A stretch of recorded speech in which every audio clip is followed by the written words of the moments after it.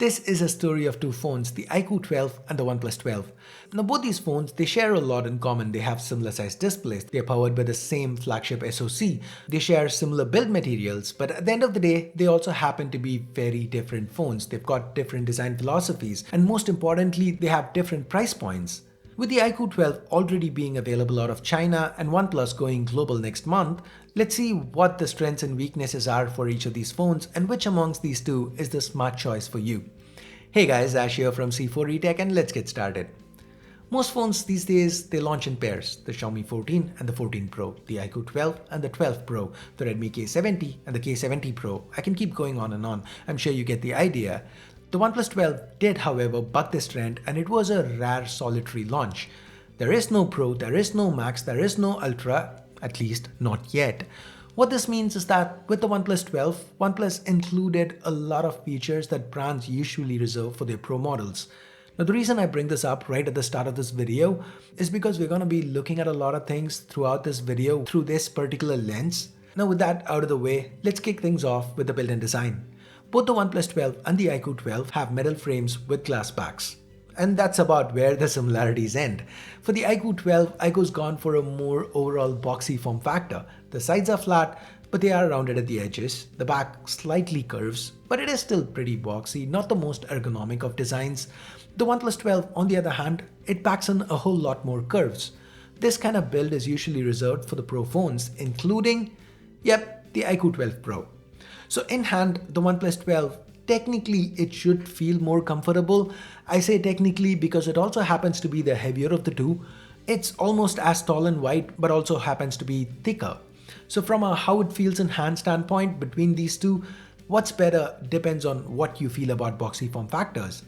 Personally, I don't like them, so to me the OnePlus 12 does indeed feel better in hand. But if you don't mind all those right angles and the lighter weight of the IQOO 12 is more attractive to you, then it could be the better build for you.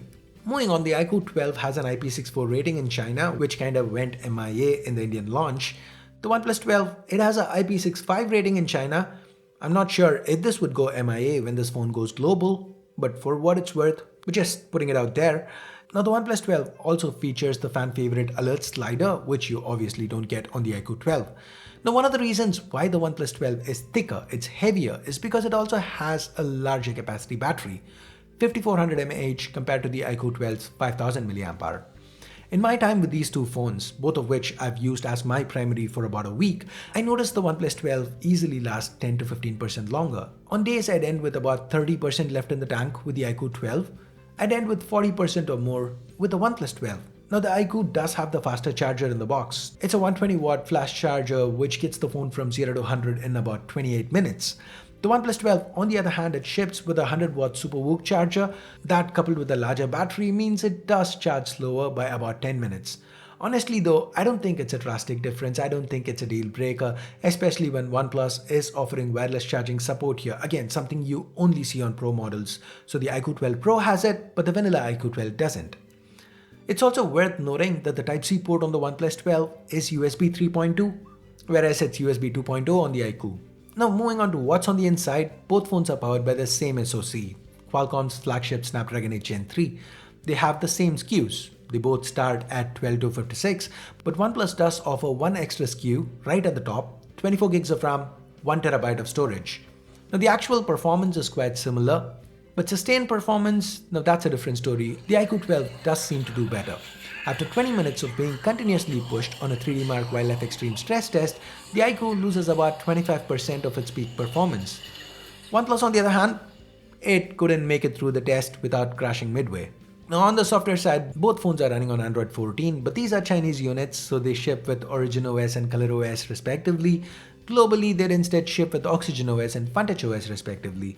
So maybe at that point we might see a bit of change with respect to optimization. But based on past track record, usually it's not a huge difference between the performance you get with the Chinese firmware and global. Now one thing worth noting here is that OnePlus does have superior haptics. Now the haptics are good on the IQOO 12, don't get me wrong, but on the OnePlus 12, it's amongst the best I've used on any phone. They've absolutely nailed the subtleties. It makes the user experience feel very refined. Also, with respect to updates, IQOO has officially committed to 3 years of Android version updates with 4 years of security patches for the IQOO 12. Well, OnePlus, we should get an official confirmation closer to the global launch, but based on their commitment from last year, I'd say it's a safe bet to expect the OnePlus 12 to receive at least 4 years of Android version updates and 5 years of security patches. So that's 1 extra year over the IQOO 12. Moving on, the display, both phones have very similarly sized panels. On the IQOO 12, we get a 6.78-inch OLED panel with a 1.5K resolution, 144Hz refresh with LTPO support. It's advertised as being able to go up to 3000 nits for HDR, but even normally it hits a very respectable 650 nits under manual mode, 1450 nits under auto mode. The OnePlus 12 on the other hand, it has a on-paper only larger 6.82-inch panel, one that curves at the edges. The resolution here is higher though, Quad HD+, but the refresh rate is slightly lower at 120Hz. There is LTPO and this panel is advertised as being able to hit 4500 nits for HDR. This one also does 650 nits under manual, but gets a little brighter under auto, almost 1700 nits. Again, a lot of features we see here like the resolution, the curved aspect of the display, these are things brands usually reserve for their pro models. Moving on, let's talk optics. Both brands have put a lot of work into how the camera arrays look. IQOO's entirely refreshed their design. They now have the porthole with a textured metal ring all around. OnePlus on the other hand, they've only refined the design language from last year. The flash is now on the metal surrounding the camera, and each camera spec is mentioned inside the array, which is color matched to your SKU of choice. The Hasselblad logo is moved a little. Like I said, it's all small refinements, but I think they've come together quite nicely. Looking at the hardware itself, for the primary, IQOO's gone with a 50 megapixel OV50H from OmniVision. It's paired with an optically stabilized f1.7 lens. OnePlus on the other hand has gone with Sony's new LYT808 that's been paired with the f1.6 lens, which also happens to be optically stabilized. As you can see, OnePlus goes for a more contrasty look. Now remember, all IQOO shots you're seeing here were shot on the vivid mode. Between these two, they are similar on detail, even dynamic range. OnePlus is just slightly more contrasty. Like see here, IQOO's brighter, yes, but look at the thighs. You see the highlights slightly blown out. It's just different ways of processing. That said, I do feel IQOO has an edge, at least for the moment, when it comes to accurate color reproduction. This is something that could change with the global launch of these phones. With video though, the OnePlus 12 hits right back.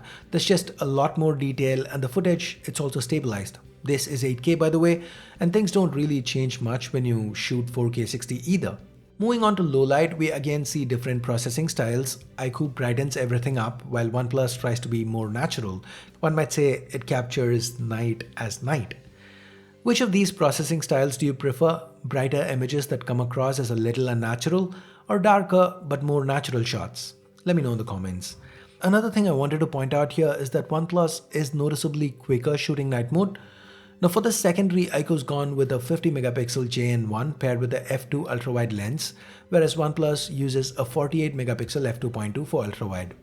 Here the IQOO shines, it's got better colors, even dynamic range. Just see this, despite the similar detail in the highlights, the IQOO does offer more detail in the shadows.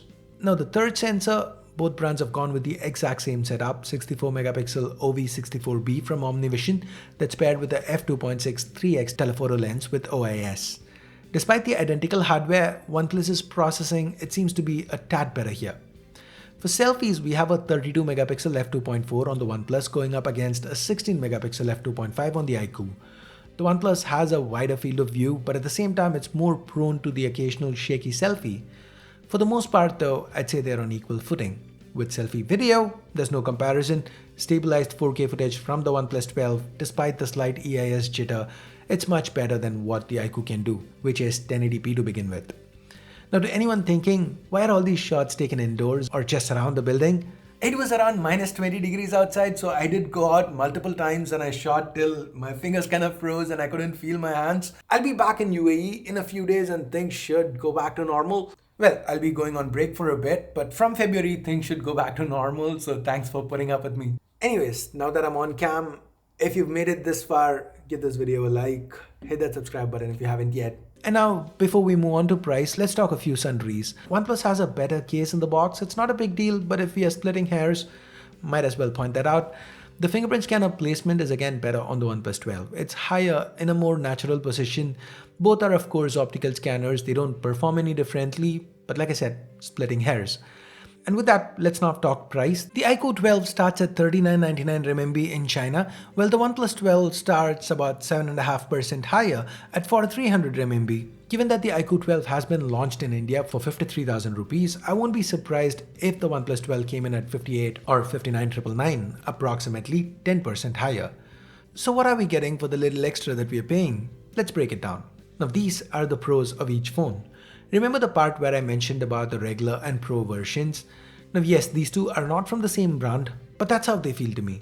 If you're looking at the 50k segment, then get the IQOO 12.